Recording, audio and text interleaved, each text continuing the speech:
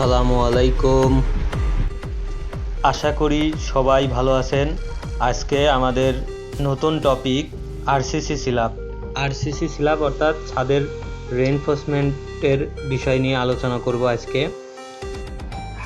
RCC slab হলো rod, cement এবং concrete দিয়ে তৈরি একটি প্রশস্ত ও সমতল ঢালাই করা প্লেট, যা ভবনের মেঝে বা ছাদ হিসাবে ব্যবহৃত হয়। এটি সাধারণত রেইনফোর্স কংক্রিট বিম, দেওয়াল, কলাম অথবা সরাসরি ভূমির উপর স্থাপিত হয়। সাধারণত দুই ধরনের আরসিসি স্ল্যাব আমরা দেখতে পাই। একটি হলো একমুখী স্ল্যাব বা ওয়ান ওয়ে স্ল্যাব, আরেকটি হচ্ছে দ্বিমুখী স্ল্যাব বা টু ওয়ে স্ল্যাব। এই একমুখী স্ল্যাবটি শুধু একদিকে লোড বহন করে, আর দ্বিমুখী স্ল্যাব হচ্ছে দুই দিকে লোড বহন করে। আমরা এই ভিডিওর মাধ্যমে দেখতে চলেছি ছাদের রড বাইন্ডিংয়ের বিষয়গুলো। ছাদের রড বাইন্ডিংয়ের জন্য ডিজাইন অনুযায়ী রড স্থাপন করতে হবে। আমরা এখানে যেটা ব্যবহার করতেছি এটা ডিজাইন অনুযায়ী যেখানে যেখানে যেরকম আছে সেখানেই রডগুলা দিতেছি। দুটি রডের মধ্যে সঠিক স্পেসিং রাখতে হবে, যে এখানে যেরকম দেওয়া আছে। ক্লিয়ার কভার এগুলো দিতে হবে।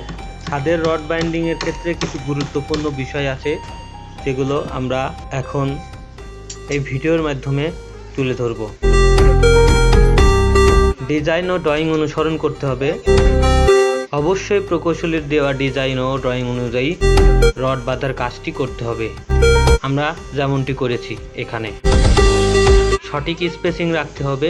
দুইটা রডের মধ্যে সঠিক দূরত্ব রাখতে হবে, যা ছাদের কাঠামোগত নকশার উপর নির্ভর করে। ক্লিয়ার কভার নিশ্চিত করতে হবে। ঢালাইয়ের জন্য রডকে একটি নির্দিষ্ট গভীরতায় রাখতে হবে। ছাদের ক্ষেত্রে নিচের তল থেকে ন্যূনতম 75.75 ইঞ্চি এবং উপরের তল থেকে ন্যূনতম 1 ইঞ্চি ক্লিয়ার কভার রাখতে হবে। জালিগুলোর সঠিক অবস্থান রাখতে হবে। ব্লক ব্যবহার করতে হবে। কংক্রিটের অনুপাত ঠিক রাখতে হবে। কংক্রিটের সঠিক মিশ্রণ অনুপাত হচ্ছে 1-2-4 অথবা 1-1.5-3 এবং পর্যাপ্ত পরিমাণে সিমেন্ট, বালি, পাথর ও পানি নিশ্চিত করতে হবে। সঠিক ঢাল নিশ্চিত করা লাগবে।